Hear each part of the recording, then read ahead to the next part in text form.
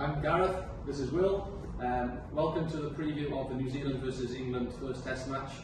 1 of 3 I'm guessing it is?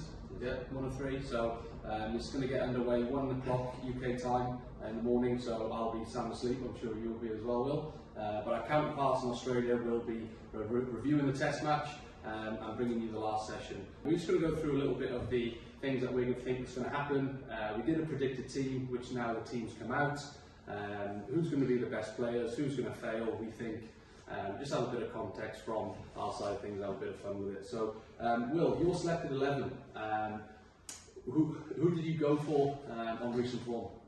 Yeah, I think the team almost picks itself really, with the way the team's been playing. Obviously, dominated the Pakistan tour, making all the headlines all over the world about the way they're sort of changing the test match arena. So I did think, with it being a day-night test, that might alter the selection a little bit.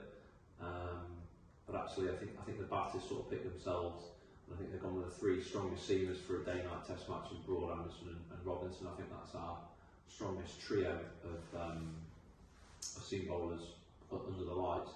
And obviously Jack Leach has been backed by the coach and the coach and the captain to succeed, and yeah, fingers crossed, a bit of continuity through the team will sort of guide into another successful tour, and obviously a massive summer ahead in England. So yeah, hopefully they can all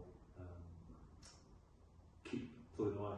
Yeah, so obviously, you know, since McCullum came on board, they had this rotational system with their seamers.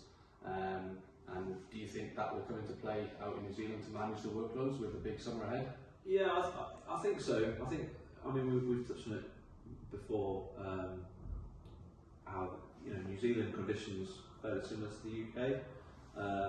So I think it's sort of almost a perfect winter test series to prepare for an Ashes summer. Obviously, we all know how much Ashes summer series get sort of magnified in both Australia and the UK. So I think, with the way England have been playing, there's a lot of excitement about what the Ashes series is going to look like, and this sort of gives bowlers the best chance to get into a bit of rhythm ahead of that. I think the fact they've taken Ollie Stone could be sort of last chance for him to prove his worth with the likes of Archer coming back.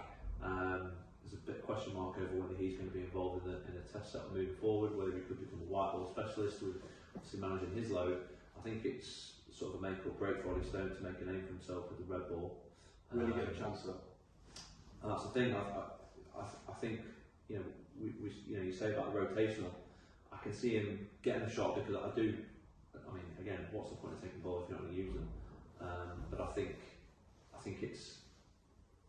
that this coaching setup will recognise that it's a bit of a crossroads for somebody like Ollie Stone. I think they've got an idea in their head of what their strongest attack is, but whether that will be available all at the same time, they're probably trying to find the next best thing. And Ollie Stone, let's be honest, with his injuries, hasn't really had a chance to prove himself in a consistent way. But I think if the opportunity comes around when we don't have, for example, an Archer and a Wood, if they're both unavailable, I think that's when they've got to know if Ollie Stone's ready, and I think this is the tour for them to find that. Yeah, because he's still quite relatively young, isn't he? In his age, and he's trying to figure out where he's at in his career, and obviously he's been hampered by injuries, and it won't be long until Jimmy and Brody have to leave, and then who's coming through. So obviously we're quite blessed with Wood. Archer, as I said, what's he going to be doing? Whether it's white ball, whether it's red ball. You've got Stone, Robinson. Potts, he had a great summer, didn't he, last year? Yeah, absolutely. He's one that could be looked at. It's going to be a Potts or Stone, fighting for a place in that Test match squad.